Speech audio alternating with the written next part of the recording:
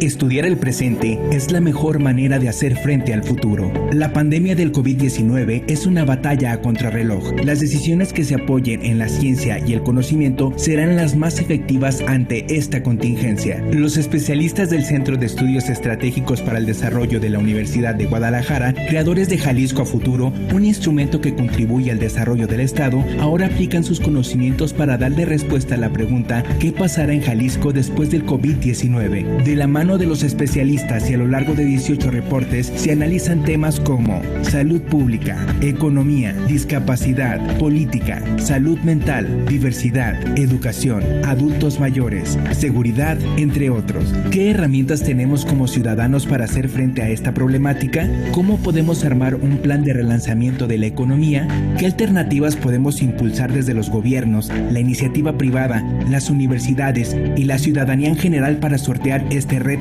Las mentes más brillantes de Jalisco y México se han reunido para dar sus respuestas a estas interrogantes y de esta manera juntos encontrar el mejor escenario para nuestro estado. El futuro podrá ser incierto, pero si nos preparamos tendremos la capacidad de salir adelante. Conoce más sobre las conclusiones de este estudio en el sitio jaliscoafuturo.mx. Universidad de Guadalajara.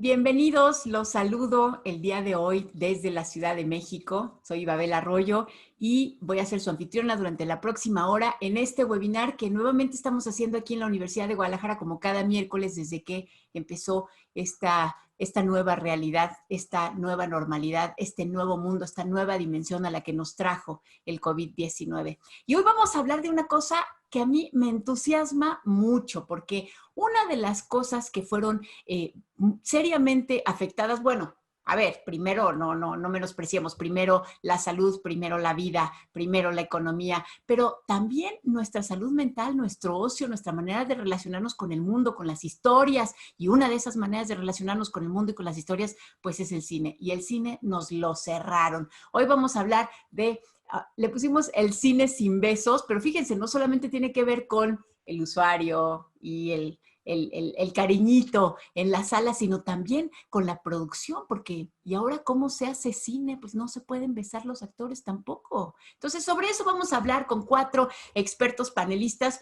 Ustedes ya saben que pueden participar con nosotros a través de las redes sociales. Por favor, mándenos sus preguntas, sus comentarios, sus quejas, sus complementos, sus disensos, para que nosotros también les demos voz en la segunda parte de este webinar después de que escuchemos los planteamientos iniciales de nuestros 4 panelistas expertos. Agradezco, como cada miércoles, a la Universidad de Guadalajara por este espacio, a la Vicerrectoría Ejecutiva, a la Coordinación General Académica, a la Coordinación General Administrativa y al Centro de Estudios Estratégicos. Por supuesto, al Canal 44, donde muchos de ustedes están viendo ya este webinar, y a Red Radio Universidad de Guadalajara, todo el equipo que hace posible este webinar. Les agradezco, pero sobre todo a ustedes que nos están acompañando, y acuérdense, mándenos sus preguntas y sus comentarios a través de las redes sociales de la Universidad de Guadalajara. Y si al final quieren ver el webinar completo, ya saben que queda colgado en las redes y en la página www.udg.mx. Sin más preámbulo, empezamos este seminario virtual, este webinar, con Yolanda Campos. Ella es profesora e investigadora del Departamento de Comunicación Social, es experta en historia del cine mexicano, codirectora del Ojo Piensa, y está en la red de investigadores del cine. O sea que es una expertaza, ella lo sabe todo sobre esto. Yolanda, ¿cómo estás? Muy buenos días. Hola, Ibabel, muy buenos días y muchas gracias por la invitación y un saludo muy afectuoso al auditorio. Gracias, Yolanda. Oye, platícanos, tú que eres experta en la historia del cine mexicano, platícanos, o sea, esto no es la primera vez que pasa, esta no es la primera epidemia que tenemos en el mundo y el cine ya la ha reflejado. Platícanos sobre eso. Sí, bueno, efectivamente yo creo que este momento de pandemia provocado por la COVID-19 que enfrentamos en la actualidad nos motivó a reflexionar sobre cómo han sido representados cinematográficamente los momentos de crisis provocados por una contingencia de esa naturaleza. Aunque como espectadores estamos condicionados a hacer un acuerdo tácito de credibilidad, particularmente cuando asistimos a la proyección de una película del género de ciencia ficción, no dejamos de tener un sentido de realidad que nos lleva a contrastar lo que vemos en pantalla con lo que pensamos que es real. Pero también en nuestro imaginario tenemos la información que nos permite detectar de manera temprana indicios, circunstancias que nos guían en la comprensión de una trama. En este sentido, si nos enfocamos a las películas cuyo contenido es la representación cinematográfica de un hecho traumático o de crisis que enfrenta una colectividad, podemos identificar este tipo de películas como cine de catástrofe, que ubicamos como un género, un subgénero del cine de ciencia ficción, un género de larga tradición, en el cual se recrean situaciones imaginadas en que una sociedad se enfrenta a una amenaza latente, muchas veces causada por la naturaleza, o como puede ser la erupción de un volcán, un maremoto, terremoto, y en este caso, bueno, pues como una amenaza de virus, ¿no? En estas películas encontramos que se hacen reconocibles varios tópicos. Primordialmente la ciencia y la tecnología tienen un papel central. Las luchas entre los científicos y otras autoridades se hacen latentes. Pues regularmente surgen personajes que niegan o minimizan el riesgo, ya sea por situaciones por intereses personales o por ocultos o por ignorancia. Otro tópico es que por lo regular tienen un esquema prototípico en el cual en el inicio suceden situaciones en apariencia inconexas que poco a poco se van tomando forma y que solo los científicos tienen la certeza de que se avecina esa catástrofe, ¿no? Otro aspecto es que se establece una teoría que se va materializando con los pronósticos hasta que sucede el clímax, que por lo regular resulta más catastrófico de lo previsto. Sin embargo, bueno, al final tenemos que los personajes buenos que suelen estar del lado de la ciencia terminan salvando a la humanidad, ¿no? Esos son, digamos, que los elementos característicos de este tipo de cine, ¿no? Y en el caso del cine mexicano, en un rastreo aproximativo, encontramos pocas películas sobre la temática. Pues el cine de ciencia ficción en México me parece que es reducido y se ha dirigido más hacia el cine fantástico.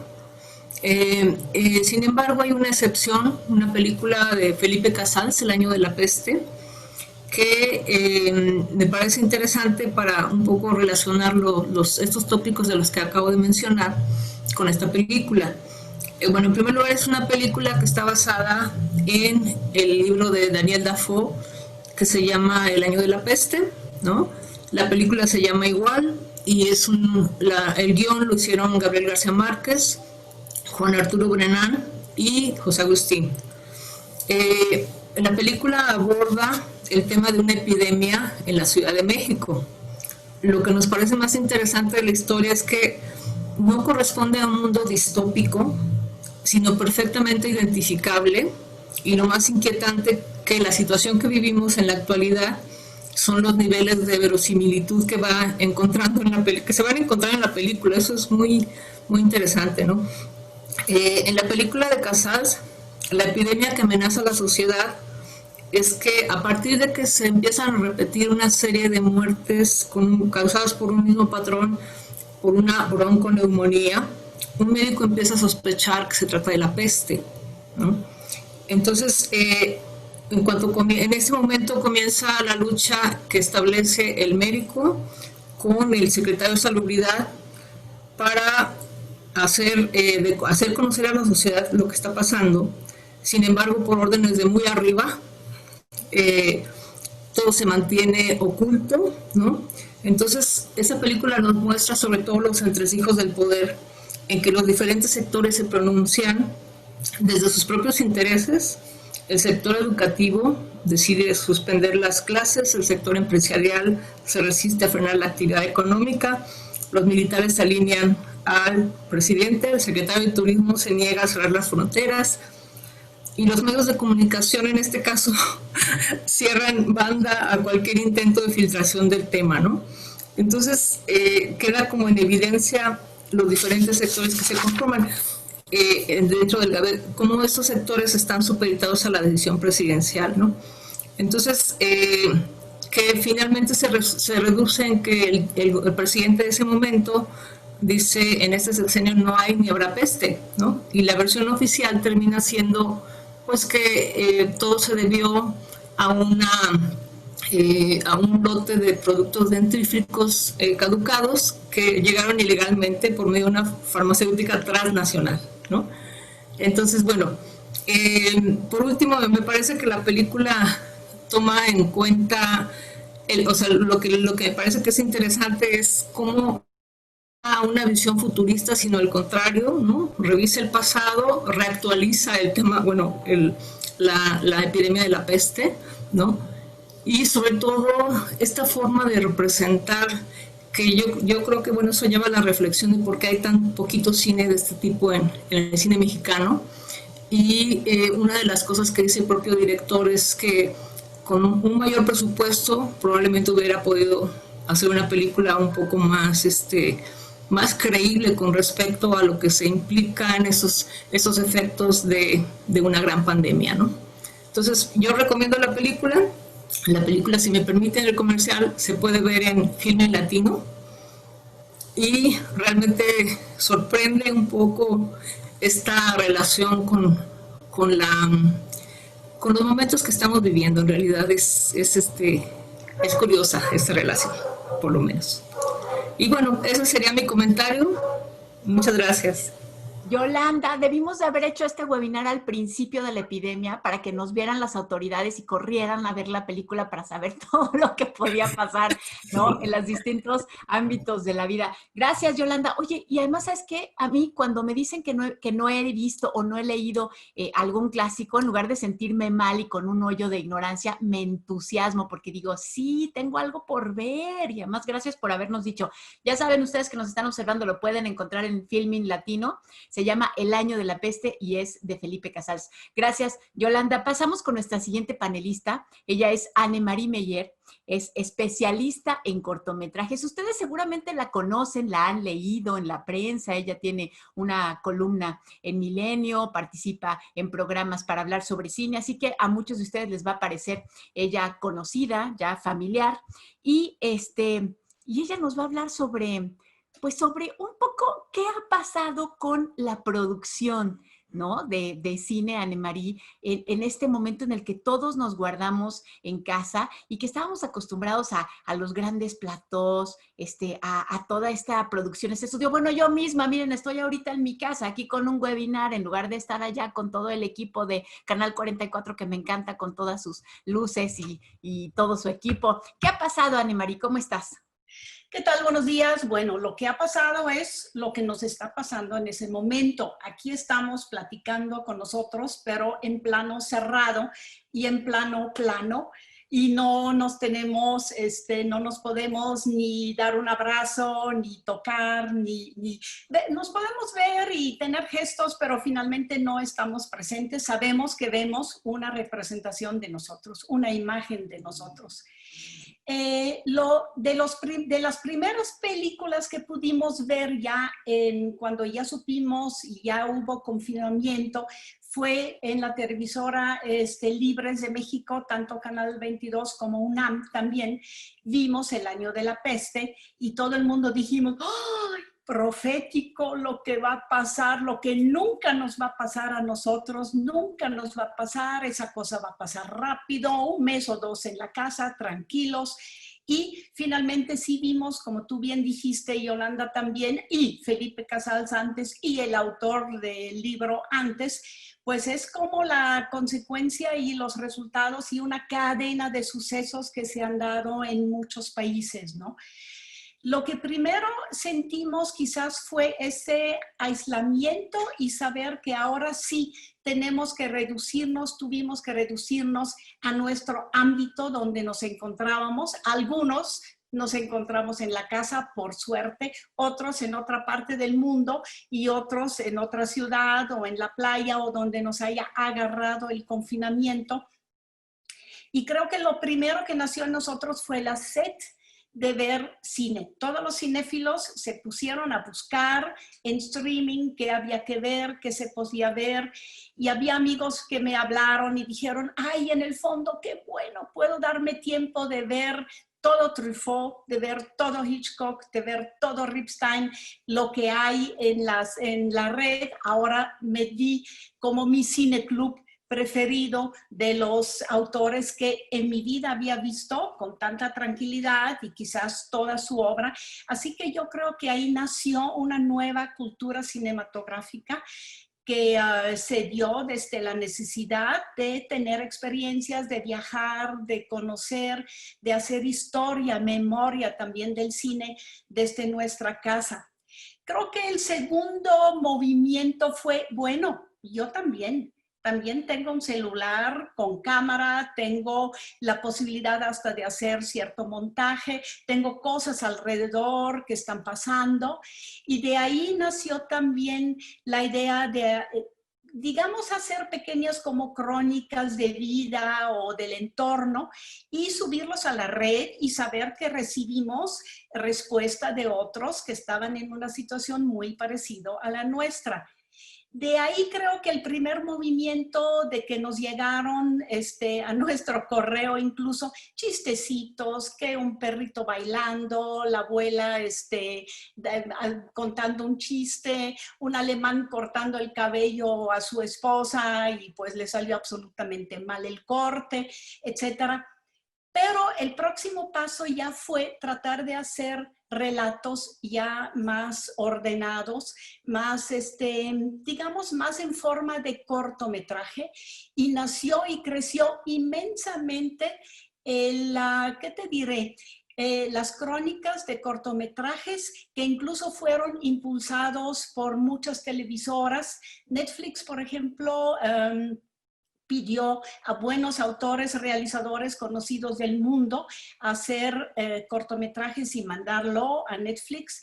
El Canal 22 también lanzó una convocatoria, así muchos canales, y ahí de repente se armó como una, yo diría, una competencia a nivel mundial a través de la red de hacer cortos desde la casa, desde mis posibilidades. De los primeros, la mayoría de los primeros llegaron sin autor. Recuerdo uno que fue seguramente hecho en un país nórdico, que fue un grupo de jóvenes, eran 3, seguramente estudiantes de artes plásticas o de cine, que tomaron una pintura renacentista, barroca, romántica, y con los trapos de la casa y con una buena cámara hicieron una recreación de la escena que se veía en la pintura. Fue un video breve de unos 3-4 minutos, maravillosamente hecho. Lo que yo busqué, créditos, no había autor, no había, pero alguien lo había hecho con todo el profesionalismo del mundo.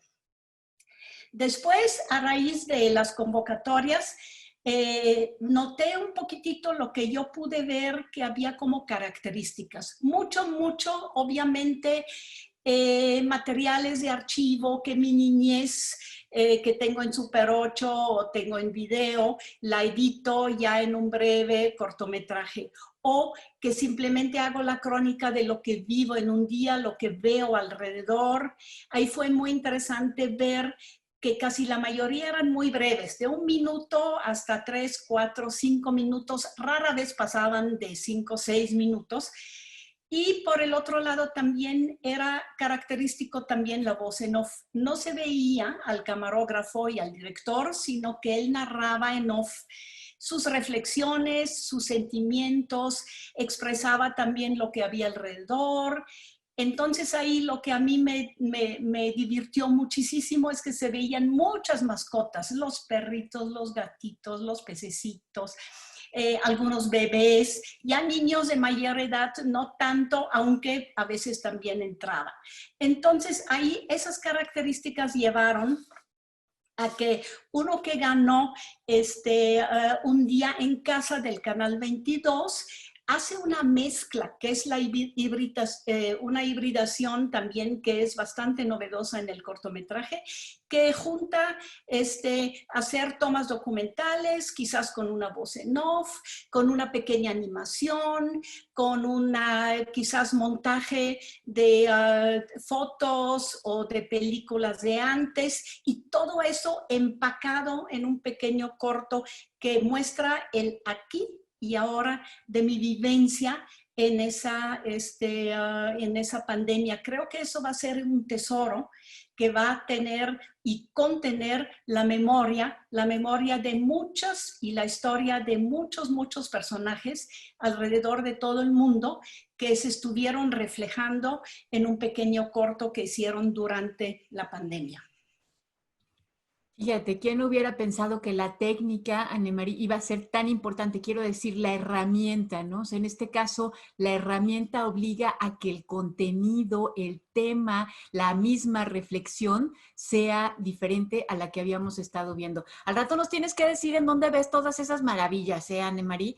Claro que Muchas sí. gracias. Claro. Ahora vamos a darle la palabra a nuestro siguiente panelista.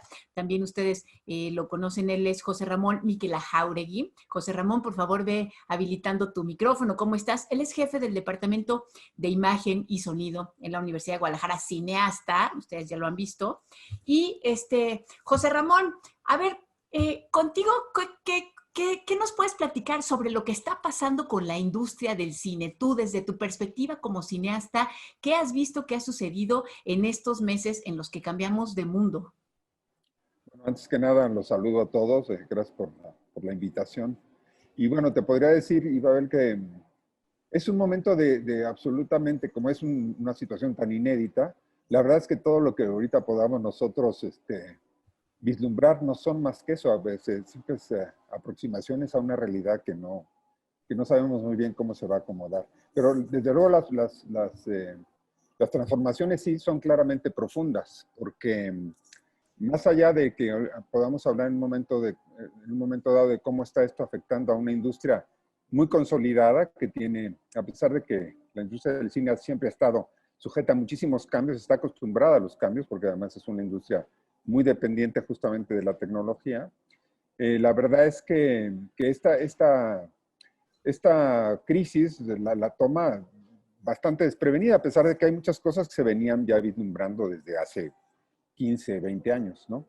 Pero bueno, nunca pensamos que una cosa podía suspender de una manera tan tajante pues las bases mismas de la industria y el comercio del cine. Finalmente el cine es industria, es arte también, porque es uno de los artes más masivos, más públicos, más importantes para la comprensión de nuestra realidad, un gran generador de conocimiento. Ahora mismo Yolanda estaba hablando de cómo una película como la de Felipe, que es una película pues de hace 25, 30 años, ¿no? De alguna manera ya vislumbraba muchas de las cosas que ahora vivimos completamente de una manera muy parecida, ¿no? Bueno, de hecho, me gustará luego pasar ahí por el chat. Hay muchas películas de Puenzo, de Weiss, de Petersen, de Soderbergh, hay muchísimas películas que hablaron de esta pandemia. Yo me acuerdo inclusive de Muerte en Venecia, que aunque no se trata de la pandemia, pues sucede en una Venecia, ¿no? Pandémica también. Entonces, bueno, el cine, por supuesto, lo ha tocado varias veces, el arte en general, la literatura, por supuesto, pero lo que es muy interesante es que en una situación tan inédita como esta, se están cuestionando cosas muy profundas, sobre todo en cuanto a la apropiación un poco de lo público y lo privado. Es decir, justo nos está pillando esto, afortunadamente con unas tecnologías como esta que estamos usando hoy, que son muy recientes. Nosotros mismos lo estamos viviendo como universidad, al mismo tiempo que muchas otras instituciones del mundo, cómo hemos tenido que migrar a la generación de conocimiento, no solo a nivel de la impartición de clases y esta dinámica un poco de aprendizaje pedagógico, esta dinámica pedagógica, sino también a la investigación y demás que estamos realizando mediante estas plataformas que de momento pues son prácticamente gratuitas para los que tenemos, obviamente, estas máquinas y tenemos internet, porque también no hay que olvidarnos de que la mitad del planeta no tiene acceso a esto, y esto está creando ya de sí mismo una división de la humanidad nueva, inédita. O sea, diferente, siempre ha habido estas divisiones de clases, pero esta es brutal, ¿no? Porque esta fue de un día para otro. Entonces, ahora mismo estamos viendo el lío de la televisión, de la educación primaria y secundaria a distancia en la televisión, y bueno, pues hay zonas donde inclusive no hay ni radio ni televisión. Claro, afortunadamente son menos que antes, pero bueno, volviendo un poco a esto, la verdad es que está habiendo muchísimas formas esto está trastocando inclusive las cuestiones más básicas de la autoría, por ejemplo. Ahora estamos trabajando pues de una manera más horizontal, más colaborativa, los sujetos también son parte mucho más creativa, más participativa. Ahora mismo Anne-Marie estaba hablando de cómo se están generando muchísimas, es un momento de gran experimentación, porque lo que es clarísimo es que tenemos una gran necesidad de comunicarnos y de que justamente estos mecanismos, estas dinámicas artísticas hagan su función, porque todos necesitamos conocimiento nuevo. Y es un conocimiento que, a diferencia del que genera la ciencia, es un conocimiento, el conocimiento que genera el arte, es un conocimiento que nos ayuda mediante una cosa más intuitiva y más, digamos, más mediante la revelación, esta cosa más intuitiva, a enfrentar, a ver cómo podemos emocionalmente enfrentarnos a estas cosas. Entonces, estamos tratando todos un poco de comunicarnos de una manera creativa, haciendo películas y haciendo, bueno, todas estas nuevas maneras digamos, más de transgénero, estamos con todas estas cosas que estaban gestando en los últimos años, pues estamos en un cine muy distinto, digamos, ¿no? Que claro, todavía no sabemos cuáles son sus alcances, porque también es cierto que, pues sí, ahorita hemos visto miles y miles de cineminutos y de cosas muy interesantes, pero bueno, obviamente la narrativa convencional, esta del largometraje de 1 hora y media, que obviamente tiene pues unos alcances muy distintos a los de los cortos, pues no, es muy difícil que uno aborde una película de largometraje mediante digamos, un ensamble vía Zoom, ¿no? O sea, se están haciendo cosas interesantes, pero muy difícil sostener la atención de un espectador más tiempo. Olvídense de las series de televisión, ¿no? Que son ahora tan importantes en las plataformas. Entonces, bueno, lo que sí les puedo decir para terminar mi intervención, esta intervención, es que sí estamos en un problema porque nosotros estamos acostumbrados a crear en presencia de los cuerpos. Nosotros sí necesitamos la corporalidad para hacer cosas. O sea, es un arte colaborativo, y aunque podamos colaborar en estas plataformas, pues hay una serie de cosas que difícilmente se pueden lograr generar esas energías reveladoras que tiene el cine, porque finalmente el cine es lo que le pasa a los espectadores cuando ven las películas, si no hay besos, como dice el nombre de esto. Los besos siguen siendo muy importantes, los besos. No nos los podemos dar en Zoom, y la verdad es que hacen falta todos los días. Entonces, estamos en un verdadero lío. Yo ahora mismo estoy ahorita en una producción donde, pues, la verdad es que por más que estamos con los protocolos de seguridad, pues sí, la sensación es de que sí nos estamos jugando la vida por estar haciendo por estar creando juntos, ¿no? Porque la verdad es que no sabemos en dónde viene este monstruito invisible que puede llegar en cualquier momento, en cualquier lugar, por más que tengamos las mascarillas 95, 97 o 100, ¿no? Entonces, pues esa es un poco la sensación. Ya hablaremos más adelante, si hay oportunidad, de las consecuencias que está teniendo para la economía del cine esta pandemia. José Ramón, me quedé pensando en dos cosas que dijiste. Bueno, dijiste muchas interesantes, pero me quedo pensando en dos. Una es la dificultad de mantener la atención cuando no hay esta corporalidad, ¿no? Y entonces pensé, bueno, claro, es que ya no vemos acción. Nos había dicho Anne-Marie, ahora es una cosa reflexiva y además de 3, 4 minutos para justamente poder mantener la atención. Claro. No me había dado cuenta de Y eso. acuérdate Dije que dos... el cine es acción, sobre todo es acción. Claro. Por eso siempre decimos acción cuando empieza la toma, digamos, ¿no? Entonces, sí, estamos muy limitados en la acción, por supuesto. No, y la otra cosa que dijiste, que ahorita se están jugando la vida porque dicen, bueno, pues hay que hacerlo con todas las precauciones. Claro, también eso, quienes ya están empezando a trabajar en ello. Gracias, José Ramón. Ahorita regresamos contigo para el tema de la economía y le doy la palabra a nuestra siguiente panelista. Ella es Estrella Araiza. Me honra tener aquí a Estrella Araiza, que es directora del Festival Internacional de Cine de Guadalajara, que este año, después de más de 2 décadas de estarse presentando ininterrumpidamente, se canceló. Estrella, ¿Qué onda con los cinéfilos? ¿Qué hacemos los que queríamos ver cine, los que queríamos ver nuevas producciones, los que querían ir a sentarse a una sala de cine? ¿Cómo lo estás viendo, Estrella? Hola, bueno, antes que nada, muchas gracias. Un saludo a todos y gracias por hacer este tipo de contenidos que siempre son importantes y necesarios. Bueno, un comercial primero. El Festival de Guadalajara no se canceló. No. Lo estamos posponiendo. Las fechas originales eran del 20 al 27 de marzo de este año y precisamente por la pandemia, porque el 20 de marzo, cuando iniciaba el festival, fue cuando inició la cuarentena, que ahora es 150, ¿no? Lo estamos posponiendo para las fechas del 20 al 27 de noviembre. Es cuando vamos a llevar a cabo el festival. Obviamente el festival va a ser una nueva versión, no va a ser, va a ser presencial, pero no va a ser con la afluencia a la que estamos acostumbrados. Vamos a tener que implementar, que ya estamos implementando una serie de protocolos para todas las salas de la Cineteca y una afluencia reducida, aforo reducido, y, y obviamente vamos a tener un componente en línea.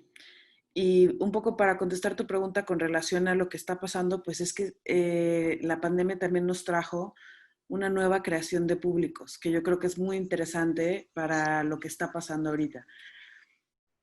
Yo todas las cosas que hago con relación al cine las mido en mis tías, ¿no? Yo tengo una serie de tías que son como las personas que me están todo el tiempo reportando. Si les digo que vayan a ver una película, ellas casi nunca van, ¿no? Pero ahora todo el tiempo me están pidiendo recomendaciones de qué ver, qué veo, qué hay en el cine, qué puedo encontrar en Netflix, dónde está, ¿no? O sea, y eso me ha dado a mí la oportunidad como persona que uno de mis objetivos principales es la creación de público, el ir encauzando a todas las personas que nos están pidiendo recomendaciones hacia nuevas o hacia viejas películas, ¿no? Pero nuevas audiencias hacia el contenido ya existente. Entonces yo creo que es un momento muy interesante para el cine porque las personas no van a dejar de consumir cine. O sea, ahora a un poco más, yo siento, ¿no? Incluso si ya no lo consuman en las salas, que eso es una situación que a mí me daría mucha pena, de cualquier manera yo creo que sí van a buscar más cine y sí van a experimentar más películas y porque muchas veces ahora ya se están saliendo como del género. Antes las personas solamente veían como un tipo de cine.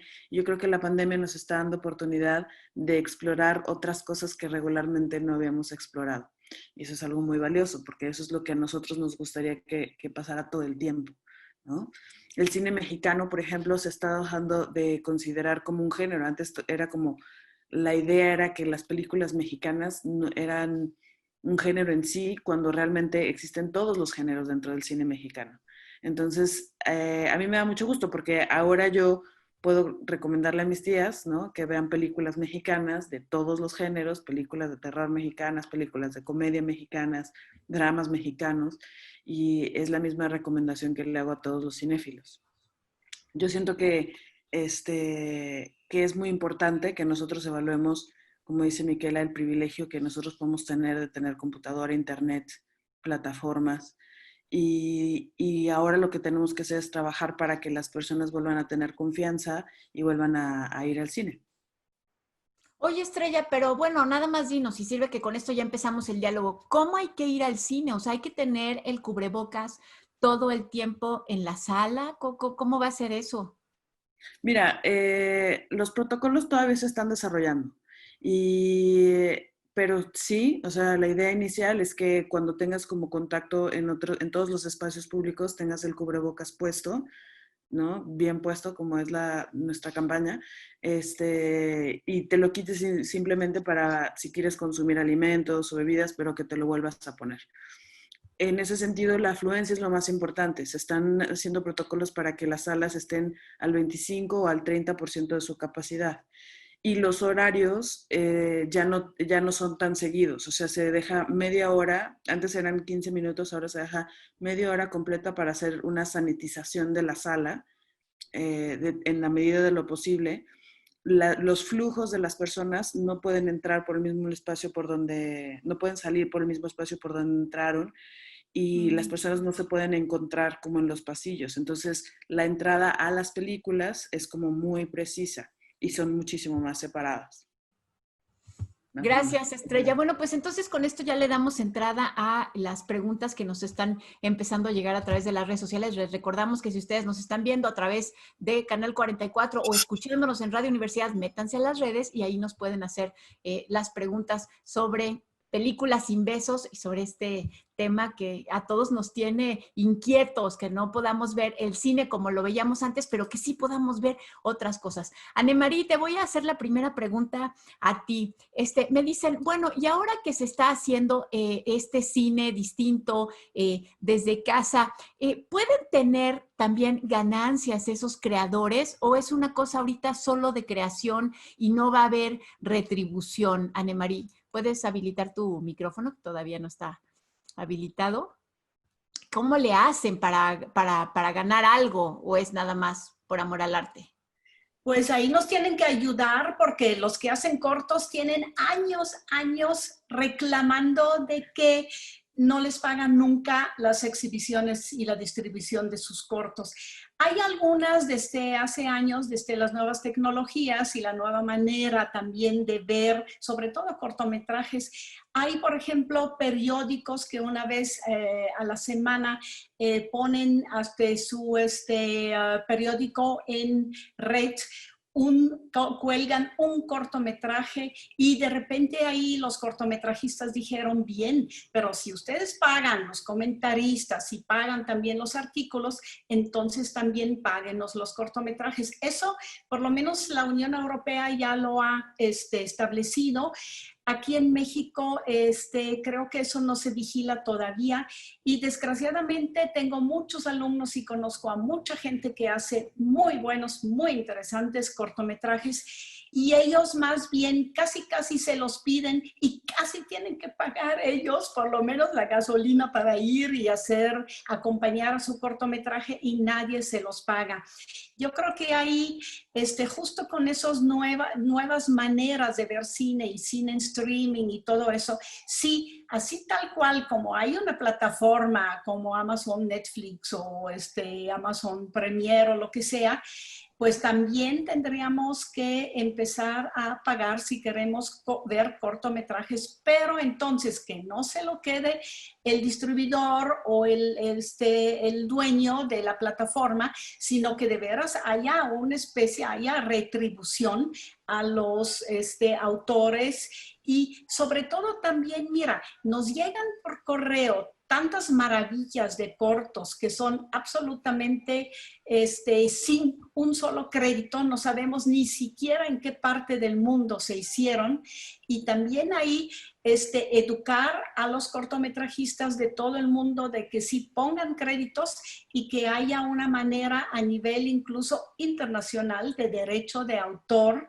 para esos breves relatos que en ese momento es la anarquía total en las redes. Yo así la veo.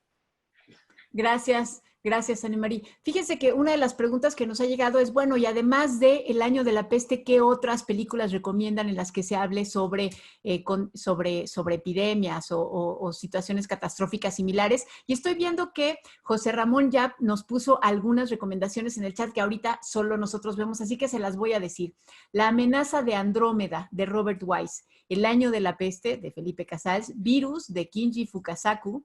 La peste, de Luis Puenzo. Outbreak de Wolfgang Petersen, Black Death, o sea, La muerte negra de Christopher Smith y Contagio de Steven Soderbergh. Y nos dice también Estrella que Contagio además fue la película más vista cuando inició la cuarentena. Pero de todas maneras, además de estas, les pregunto, como esa ya es la lista de José Ramón, a ver, unas 3 de cada quien, porque hay mucha curiosidad al respecto. Estrella, dinos, otras 3, si te acuerdas de algunas otras. O 2, o una. Ajá. No, yo más bien, no sé si a ustedes les pasó, y esto es una de las cosas que a mí me gusta como preguntarle, ¿no?, a la gente. La película de Contagio de Steven Soderbergh es una película que habla específicamente acerca de cómo en Asia, por procesar un animal, una persona se contagia de un virus que arrasa a la humanidad, ¿no? O sea, y también tienen una cuarentena y uno de los personajes principales resulta inmune, que es Matt Damon.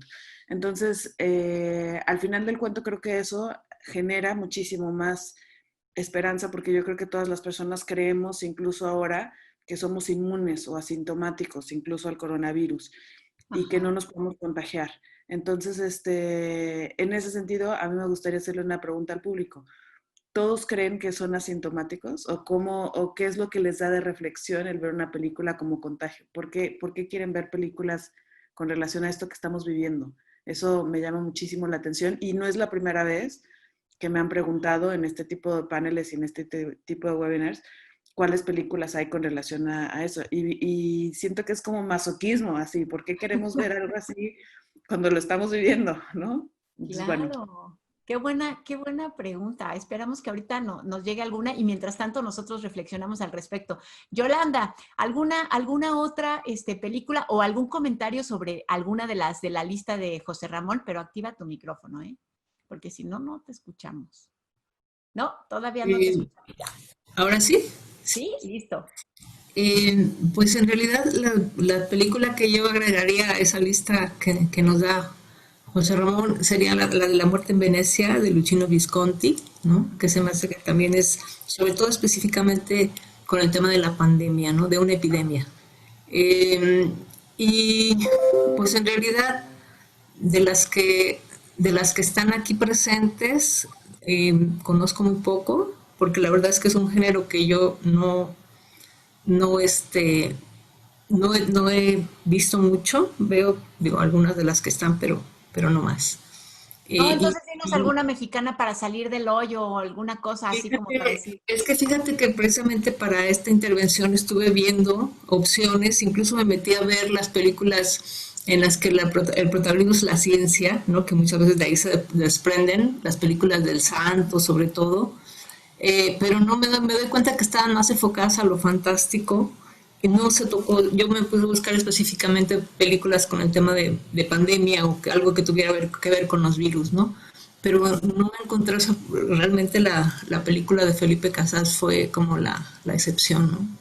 Fíjate, quizá en el primer mundo hay una mayor preocupación en el entorno sobre eventos catastróficos que van a destruir al mundo y nosotros tenemos otras preocupaciones aquí mucho más enfrente, a lo mejor es por eso.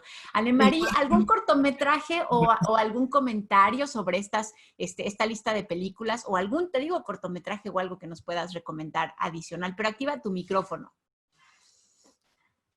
No. De seguro pero nosotros tenemos el derecho de activarnos. Perfecto.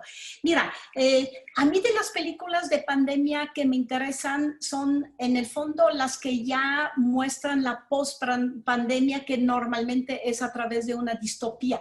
Hay muchas películas que son distópicas, que muestran un mundo ya después de una terrible pandemia, que normalmente la pandemia mata no solo a millones, sino casi a toda la humanidad, a toda la naturaleza, que nada más quedan un bonche de seres humanos que tienen que ver cómo pasan por esas tierras contaminadas. Pero realmente lo de la pandemia, también el virus, que incluso llevamos hasta Marte, está, por ejemplo, en las crónicas de Marte de Bradbury. Una obra literaria que también se volvió película, y ahí a Marte, el ser humano que coloniza o trata de colonizar Marte, no solo lleva sus debilidades, la avaricia, la competencia, etcétera, sino también un virus. Y eso me parece muy, muy interesante que Bradbury lo haya tenido. Y lo que yo también encontré mucho paralelo con lo que pasó durante la conquista, o más bien la conquista española en México, que sí trajeron bacterias de Europa y contagiaron aquí a la población indígena, que también se refleja en algunas de las películas que podemos ver sobre el cine de época, sobre esa época también, ¿no? Eso es lo que a mí en primera instancia se me ocurre. Y sí, como Estrella, sí también yo me sorprendí que luego me hablaron incluso, oye, para programar un ciclo sobre epidemia y sobre pandemia y todo eso. Dije, no, pues no quieren ver otra cosa que lo que estamos viviendo, pero sería como tomar un cine un poquitito, no como lección, pero orientación también, porque estábamos en tal incertidumbre que una película como la de Spielberg sí nos daba cierta pauta, o incluso la de Casals, sí, lo que podría pasar, y creo que lo que estamos pasando a veces trascendió a lo que estábamos viendo en las películas. Gracias, Annemarie. Sobre lo que estabas diciendo, me parece que José Ramón quiere decir algo. Y de una vez, Claro. José Ramón, te hago una pregunta que va para ti, para que continúes con eso. La pregunta es, ¿qué va a pasar con todas las películas que no están saliendo en los cines? ¿Qué va a pasar con ese atraso? Pero primero empieza con el comentario que ibas a hacer. Un comentario rápido, un poco a partir de lo que ponía Estrella, esta pregunta que le hacemos al público, porque lo que sí es evidente, y en este interés que tiene la gente por ver estas películas sobre estos temas, y que bien dicho por Annemarie, efectivamente hay muchísimas que no es que traten exactamente la pandemia, pero que sí tratan esas consecuencias. Tenemos inclusive series tan famosas como Walking Dead, que bueno, pues son finalmente esta misma especulación de la ciencia ficción sobre un mundo que nos castiga finalmente, nos pone en nuestro sitio y nos volvemos una especie muy desafortunada, digamos, ¿no? En cuanto que vivimos ya en condiciones inhumanas. Nos volvemos lo que somos, finalmente, unos monstruos, ¿no? Entonces, bueno, evidentemente lo que yo quería decir es que es clarísimo que el arte, y por eso es muy afortunado que esto esté pasando, que el arte no nomás es una cuestión de ornato o una cuestión de una comodidad o un commodity, como dicen en inglés, que es adicional a las cosas básicas, sino que es un metabolismo básico de la sociedad para generar conocimiento. O sea, la gente necesita referencias emocionales, sentimentales, para ver cómo enfrentarse a una situación inédita como esta. Entonces, bueno, claro, hay gran curiosidad por ver películas, porque las películas hace mucho que son nuestra educación sentimental principal como sociedad. Entonces, claro que anda todo el mundo buscando qué ver para en 2 horas más o menos alinearse y saber cómo reaccionar ante este tipo de cosas, ¿no? Y bueno, volviendo a tu pregunta original, la verdad es que es un momento lleno de incertidumbre y donde hay muchísimas aristas y muchas cosas que la verdad es que pues sí, es interesante justamente por eso este tipo de ejercicio y especular todos juntos, porque lo que sí es un hecho es que sí, las consecuencias están siendo devastadoras para la digamos, la industria tradicional. Muchísimas películas se quedaron justamente, que estaban esperando para entrar en la dinámica de sus estrenos, se quedaron atrapadas y bueno, evidentemente han tenido que desviarse hacia los grandes ganadores de esto, porque evidentemente el cine no es que haya desaparecido, al revés, el cine simplemente, como siempre ha pasado desde sus orígenes, se está transformando. Todo, yo creo que se ha visto más cine que nunca, pero claro, se ha visto en las plataformas. Y las salas, este negocio de las salas, donde teníamos empresas gigantescas, una de ellas mexicanas como Cinépolis, pues han quedado pues prácticamente quebradas. Llevan, como decía Estrella, 150 días sin espectadores. O sea, no se gana un peso. Y se siguen pagando rentas y se siguen pagando empleados. Bueno, obviamente ha habido enormes despidos, ¿no? Y claro, lo que está pasando es que esa estructura pues se hundió, mientras que las plataformas como Amazon Prime o Netflix son las que han estado creciendo de una manera exponencial. Y claro, muchos de los productores que pues, se quedaron ahí atrapados, pues han tenido que simplemente desviarse y tratar ahora de que sean las plataformas las que les permitan estrenar sus películas. Está pasando también con todo este sistema de apreciación pública que son los festivales del mundo, que también pues están, como es el caso de nuestro festival, teniendo que aplazar sus dinámicas. Afortunadamente, en el caso de Guadalajara, creo que vamos a lograr efectivamente celebrar el número 35, que es como ven, una cantidad de años también que sería terrible perder, ¿verdad? Pero bueno, creo que el ritmo no se va a perder este año tampoco. Pero bueno, está pasando con todos los festivales. Han tenido que, en esta pugna que tenían inclusive con las plataformas, pues han tenido que negociar. Todo está cambiando. La autoría, la manera de producir, el negocio, la industria, todo está cambiando, ¿no? Y no sabemos muy bien cómo va a ser, pero desde luego los cambios van a ser profundos y permanentes. Gracias, José Ramón. Sobre esta reflexión que ahorita estamos teniendo entre todos, ¿por qué estamos viendo estas películas que pueden generar más congoja, pero al mismo tiempo generar referentes emocionales, acompañarnos en nuestras emociones? Me preguntan que entonces, ¿qué va a pasar si esto no implicaría también que ya no va a haber finales felices? Qué extraña pregunta, ¿eh? Pero esa es la pregunta. Yolanda, ¿tú qué opinas? O sea, ¿ya no va a haber finales felices? ¿Ya nadie va a poder creer en ellos? Qué extraña pregunta, pero qué interesante. Ajá. Bueno, yo creo que también el tema de los finales felices hace un buen tiempo que ha dejado de ser como la mayoría, digamos, ¿no? Porque, bueno, pensando también según el género, ¿no? Si vamos, por ejemplo, con el tema de un melodrama, el género, el final feliz termina siendo la compensación al espectador por todo el martirologio que nos hemos aventado, ¿no? Entonces yo creo que tiene que ver con, o sea, ya no es una garantía los finales felices, creo yo, según el tipo de películas, porque también no podemos generalizar, ¿no? Yo creo que ya ha habido varias películas a nivel mundial en el que ya evitan eso, ¿no? Ya se abre otra perspectiva. Entonces, no lo sé, no podría, o sea, no me aventuro a decir que ya no va a haber finales felices al futuro, pero yo creo que eso ya está un poco trastocado. No sé qué piensen mis Claro. colegas. A lo mejor también es una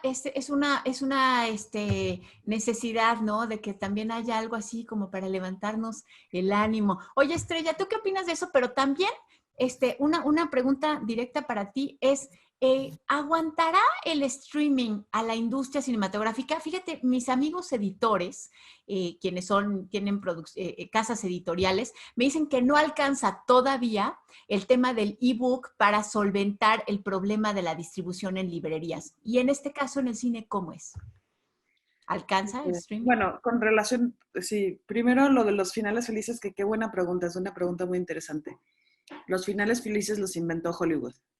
Y Hollywood, al final, que es el principal transmisor de finales felices, ¿no? Es quien nos dice cómo son las películas y cómo la resolución de los finales felices, así es como tiene que ser el cine. Pero creo que también la pandemia nos está haciendo darnos cuenta de que no es necesario tener finales felices para que nosotros seamos felices. No sé si el reflejo de la pantalla puede reflejar en nosotros y puede hacernos reflexionar y meditar con relación a muchos temas, pero no necesariamente no tenemos que ver todos los finales felices. ¿Por qué? Porque las personas, gracias a las plataformas, están consumiendo cine mundial, otro tipo de cine alemán, ¿no? Entonces, eso creo que es muy interesante que las personas empiecen a dar cuenta con relación en esta manera de ponerlo, ¿no? De los finales felices, que existen otras cosas. Creo que eso está muy bien. Y con relación a lo de a la penetración de las plataformas, está completamente ligada a la penetración del Internet.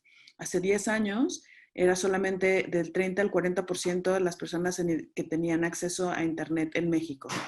10 años después, ahora ya es casi un 80%. Entonces, digo, no se ha completado el censo, que es lo que nos iba a arrojar como la cantidad real, pero el acceso a Internet ahorita es casi hacia el 80% y en diferentes pantallas, en diferentes dispositivos. Entonces, al final del cuento, creo que las plataformas o la penetración tiene que ver con eso, tiene que ver con qué tanto las personas se pueden conectar a ver una película en línea, que yo creo que sí es muchísimo más fuerte potencialmente que todo lo que tiene que ver con las editoriales de libro, porque la verdad, la realidad es que nosotros somos los que vemos cine o que queremos ver cine en salas. La mayoría de las personas ve cine aquí, ¿no? Esta es la pantalla que utilizan para ver cine. Que eso a mí me parece, como en una opinión muy personal, me parece desafortunado. Sería importante que las personas vieran cine, en salas de cine, pero el acceso se agradece. Claro. Anemarie, tú habías empezado también con este tema, el de los nuevos públicos. ¿Qué ha pasado, por ejemplo, con la transmisión de películas en, por ejemplo, el Festival de Cine Alemán, ¿no? Creo que nos habías La platicado, no semana, pero sí, la Semana de sí, Cine Alemán. sí. ¿Cómo lo han visto ellos? Mira, les costó mucho trabajo poder levantar la semana porque sí es una situación totalmente nueva. Tú pides, por ejemplo, ahora una exhibición de una película y entonces te dan un código y pagas por tantas y tantas exhibiciones, por ejemplo, ¿no? Un distribuidor y un exhibidor. Y en la semana alemana ellos tuvieron que hacer un cálculo de que para cuántas butacas virtuales pagaban derechos de autor. Y eso les costó mucho trabajo. Jenny Mogul del Goethe me dijo que como nunca tuvo que negociar. Y entonces ella tuvo, por ejemplo, para una película como la de Caroline Link, Hitler, cuando Hitler robó el conejo rosa, compraron los derechos para 2,000 butacas. 2,000 butacas que tienes que llenar varias veces el Cineforo y cualquier cine, la Cineteca también. Y en general tuvieron para 2,000 butacas. Tuvo tanto éxito que rebasaron, entonces había gente que no la pudo ver y la abrieron como más butacas el último día. Pero en ese momento es un estira y afloje todavía que hay que regular a nivel mundial, porque fíjate que lo mismo que en cine, aunque sea digital, todo decimos pega, corta y pega, como si estuviéramos frente a un celuloide. También en el cine se pagan las butacas en la que, y ahora que son 30% de butacas o 25% de butacos en los cines, entonces también todo eso, cómo se va a organizar. Creo que la exhibición, la distribución y la exhibición va a ser un problema mayor también que hay que regular a nivel internacional, porque como las redes son internacionales y totalmente planetarias, eso hay que dedicarle mucho tiempo y mucha cabeza y mucho saber también de cosas legales para poder ayudarnos a eso, ¿no? Filmin, aquí tú preguntabas sobre dónde ver. Filmin tiene un catálogo de 1,600 películas internacionales y mucho del cine mexicano, corto, largo y todo. Es una muy buena opción, pero incluso Filmin ya tuvo que adaptarse un poco a los precios porque ahora ya no puede dar todo gratuito. Eso es la cosa, ¿no? También. Gracias, Anemarie. Se nos está acabando el tiempo y están súper filosóficas las preguntas, pero antes una que es muy concreta para José Ramón. ¿Les llama la atención que ya estés filmando nuevamente, como tú dijiste, arriesgando la vida? ¿Eso quiere decir que el cine, como lo conocíamos, el que es tocándonos, el que es con los cuerpos, el que es con acción, no se acaba? No, por supuesto que no se va a acabar. Lo que pasa es que tenemos que hacer digamos, esta transición hacia las nuevas maneras de lograrlo, porque más allá de la cuestión pandémica, del riesgo, digamos, de perder la vida, como yo decía muy dramáticamente hace un momento, la verdad es que también estamos teniendo muchas otras herramientas creativas que tendrán grandes beneficios, porque también esta idea de poder hacer más horizontal la manera de colaborar, las autorías, digamos, en esta parte de la creación hay toda una revolución. Uh-huh. La otra gran revolución, que es muy superior a las que hubo, no sé, cuando cuando el cine pasó de lo mudo del cine silente al cine sonoro, o al color, de lo analógico a lo digital. Ahora estamos teniendo la gran transformación de la economía del cine. Es una economía totalmente distinta ahora, ya lo estaba diciendo muy bien Anne-Marie. Efectivamente es un lío gigantesco el poder encontrar los asuntos de cómo distribuir finalmente los recursos que se generan bueno, en este ciclo de capitales que finalmente es el que mueve a la industria, a las industrias, pero sobre todo a la industria del entretenimiento y muy particularmente a la del cine. Entonces, bueno, ya estábamos viviendo toda la manera un poco complicada de cómo se puede pagar, por ejemplo, misma tecnología que estamos usando ahorita, que en principio aparentemente es casi gratuita, bueno, pues tiene una serie de mecanismos publicitarios y demás que de alguna manera generan también recursos. En el caso del cine, esto es una transformación muy profunda. Ahora, el asunto de los derechos de autor, el asunto de cómo se va a dividir lo que antes llamábamos el peso en taquilla, ¿no? Pues empieza a ser muy complicado. Lo está haciendo también para otras actividades como la teatral, por ejemplo, que están también metidos en este lío gigantesco. Y bueno, creo que en ese sentido estamos en el umbral de muchos cambios y por eso es tan importante que tengamos estos ejercicios de reflexión juntos, porque hay que estar muy atentos a los cambios y va a haber mucho que inventar, digamos. Bueno, de que vivimos tiempos interesantes no hay duda y quienes lo pueden aprovechar mejor siempre serán los creadores, son los que nos van a dar la guía, creo yo, en todas las áreas del arte. Muchas gracias por habernos acompañado. Activen todos sus micrófonos porque ya nos quedamos aquí en la chorcha para despedirnos. Muchas gracias por habernos compartido. Fíjense, y nos quedó una pregunta, otra, les digo que estaba bien filosófica, pero ya nada más para llevárnosla. Es... si ya no hay finales felices, ¿cómo se pueden resolver los problemas tratados en una película? ¿Pueden las películas ofrecer al espectador recursos para asumir la responsabilidad de dar sentido al problema planteado? Bueno, qué bárbaros. Estrella, ¿por qué andas generando ese tipo de reflexiones? Muchas gracias, Estrella, Anemarí, Yolanda, José Ramón.